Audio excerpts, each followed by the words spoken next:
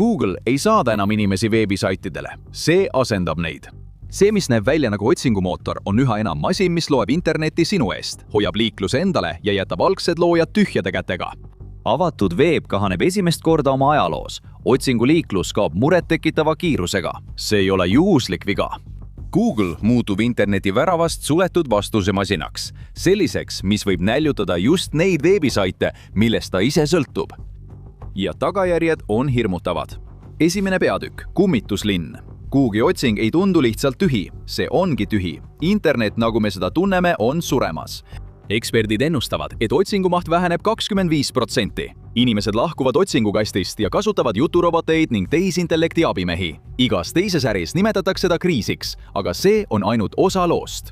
Analüütik Rand Fishkin kogus tuhandete kasutajate tegelikke sirvimisandmeid. Ta avastas, et 58,5% USA Google'i otsingutest lõpeb nüüd 0 klõpsuga.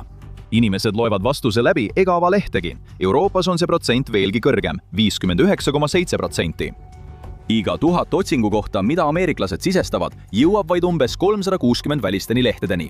Ülejäänud jäävad Google'i ökosüsteemi lõksu. Peaaegu 30% suunatakse Google'i enda saitidele, nagu YouTube ja Maps. Maailma enim kasutatud infovahend ei vii enamust inimesi enam kuhugi. Sellest on saanud tupiktee.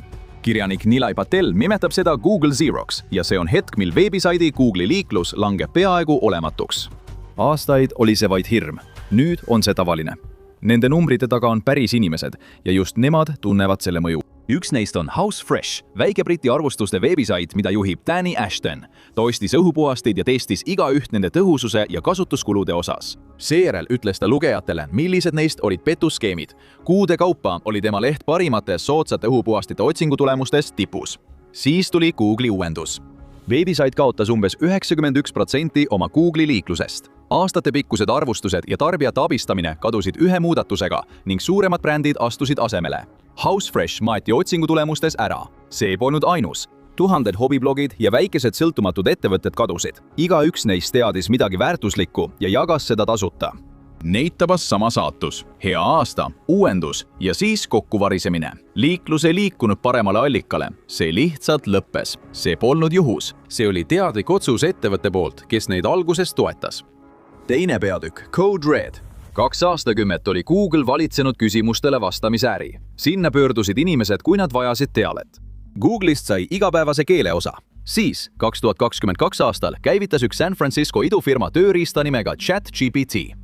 Äkitselt suutis vestlusrobot sulle kohe vastata. Ei mingit siniste linkide nimekirja, mida läbi kammida, lihtsalt vastus. New York Timesi andmetel kuulutasid Google'i juhid välja sisemise punase häire. Insenerid tõmmati oma projektidelt ära. Asutajad, kes olid aastaid varem kõrvale jäänud, toodi tagasi majja. Suurim infonimi oli tabatud ootamatult. Hirm oli mõistetav. Oht tabas ainsat asja, mis tegi Google'i rikkaks. See oli lihtne protsess. Sa tulid Google'isse, Google saatis sind kuhugi mujale. Teel välja müüs see sulle reklaami. Kogu varandus põhines sellel ühel klõpsul. Google töötas nagu teemaksu.teel, mida ta ise ei ehitanud. Mida rohkematesse kohtadesse ta sind saata sai, seda rohkem ta teenis. Otsingureklaamid ei ole Google'i jaoks kõrvaläri. Need on mootor ja see mootor asub ettevõttes, mille väärtus on nüüd umbes $2 triljonit. Kui kaotad otsinguharjumuse, hakkab kogu süsteem takerduma. See on uuendaja dilemma. Ellujäämiseks pead murdma just selle, mis sind rikkaks tegi. Google'i äri sõltus sellest, et kasutajad lahkuksid otsingulehelt. Kasutajad pidid minema allikani. Nii tegi Google valiku. Vestlusroboti võitmiseks pidi Google ise vestlusrobotiks saama. See tähendas oma enda ärimudeli hävitamist. See hoiaks enda käes liikluse, mida varem ära anti, ja võtaks veedis teadmised tasuta. Ja inimesed, kes selle teadmise lõid, ei saaks midagi. Kolmas peatükk, aknashoppaja. 2023 aastal testis Google uut funktsiooni nimega otsingu generatiivne kogemus. 2024 aasta mais käivitas Google selle nime all AI ülevaated. Kasutajad esitasid küsimuse ja enne kui ükski link laaditi, kirjutas Google vastuse kasti lehe üleossa. See koostab selle vastuse allpool loetletud veebisaitide põhjal. See annab kasutajale vastuse enne, kui ta jõuab üldse lehte allapoole vaadata. See juhtub isegi kõige igapäevasemate otsingute puhul. Võid küsida, kuidas saada punase veini pleki vaibast välja. Sammud on kohe lehe ülaosas olemas. Sa ei külasta kunagi seda koristusblogi, mis need sammud välja mõtles. Sina said vastuse. See blogi ei saanud midagi. Aga see pole alati õige. Kui see esimest korda käivitati, ütles see inimestele, et pane pitsa peale liimi. Ühele teisele kasutajale soovitas iga päev väikest kivi süüa. Need vastused tulid vanadest naljadest, mis olid kogutud saitidelt nagu Reddit. Google parandas kõige hullemad kiiresti ära, aga fakt jäi. Tehisintellekt saab liikluse endale, olenemata sellest, kas vastus on õige või vale. Pew Research Center viis 2025 aasta märtsis läbi uuringu, jälgides 900 Ameerika täiskasvanut ligi 69 000 otsingu jooksul. Kui ilmus tehisintellekti ülevaade, langesid tavalistele veebisaitidele tehtud klõpsud 8%-ni. Ilma selle kokkuvõteta oli see number 15%. Ülevaated vähendavad klõpsamise tõenäosust peaaegu poole võrra. Tipptulemuse puhul näitavad teised uuringud, et langus võib olla veelgi suurem.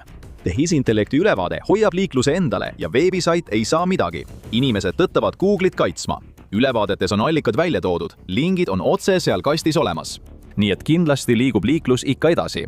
Sama uuring näitas, et inimesed klikivad tehisintellekti kokkuvõttes olevale lingile vaid 1% juhtudest. Ja see ongi nii kavandatud.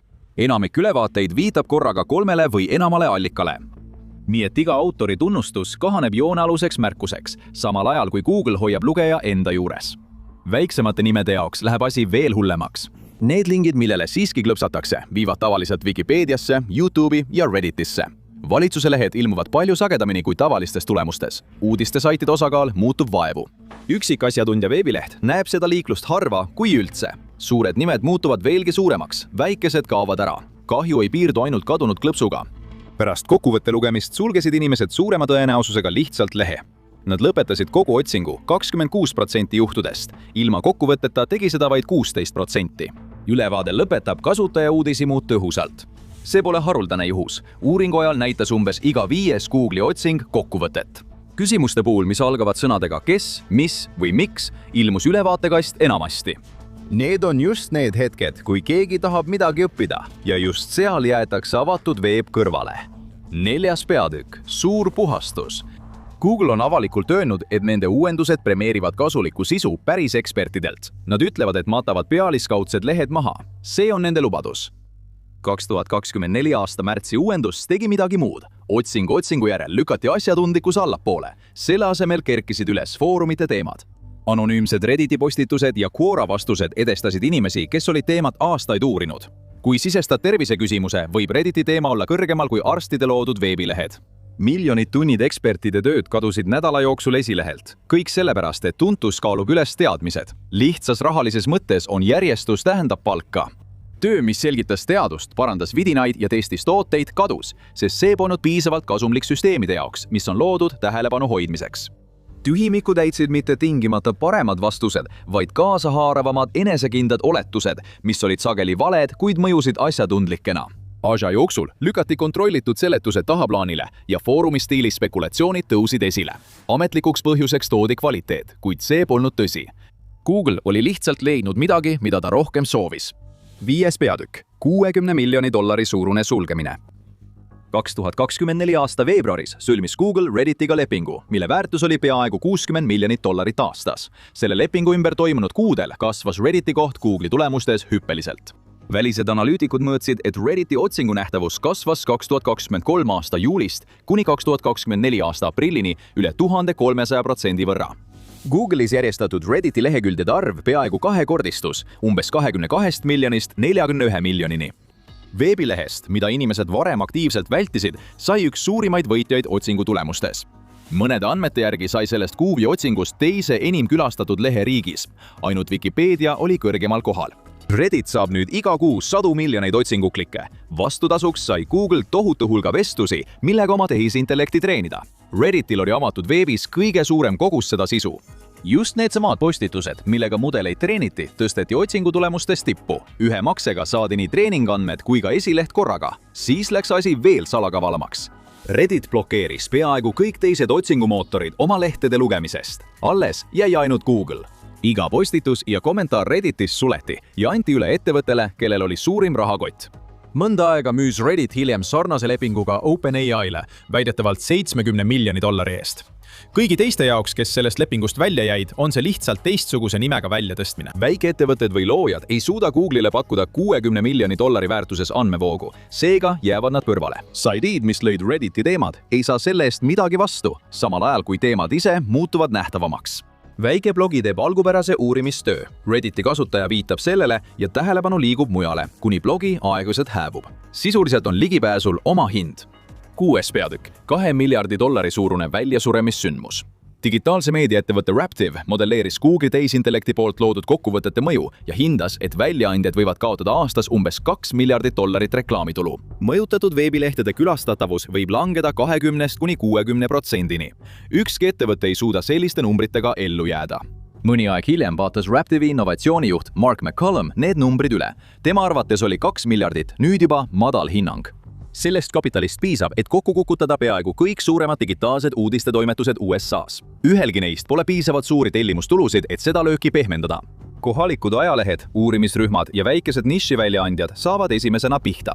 Neil pole piisavat puhvrit, et seda peatada. Suurt tellijate baasi, mis suudaks selliseid kaotusi katta, neil pole.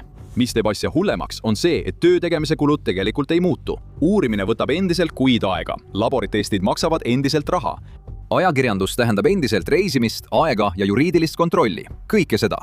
Aga kui liiklus kaob, kaob koos sellega ka rahastus. Tehisintellekti otsingud võtavad nüüd ära ühe viimastest viisidest, kuidas need digimeedia meeskonnad saavad raha teenida. See ei ole ainult Ameerika probleem. Saksamaal toovad tehisintellekti ülevaated nüüd iga kuu kirjastajatelt 100 miljoneid klikke.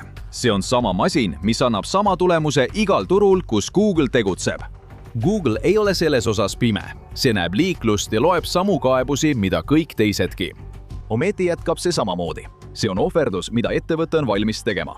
7. peatükk. Innovaatore mõrv. Google ei tee seda vihkamise ega rumaluse pärast. See teeb seda hirmust kaotada. See võitleb oma elu eest. Selle rivaalid OpenAI, Microsoft ja Perplexity kõik võistlevad selle nimel, et kontrollida seda, kuidas inimesed infot saavad. OpenAI'l on ChatGPT, Microsoftil on Copilot, Google'i enda vastus on Gemini. See tõi isegi välja tehisintellekti režiimi, mis vastab vestluse vormis. Mängus on $miljardid ja ettevõtte tulevik. Avatud veeb toimis Google'i ökosüsteemis nagu partner. Väljaandjad lõid sisu, Google aitas inimestel selle üles leida ja liiklus voolas tagasi allikasse. Nüüd on see suhe muutunud. Veeb on pigem tooraine kui partner.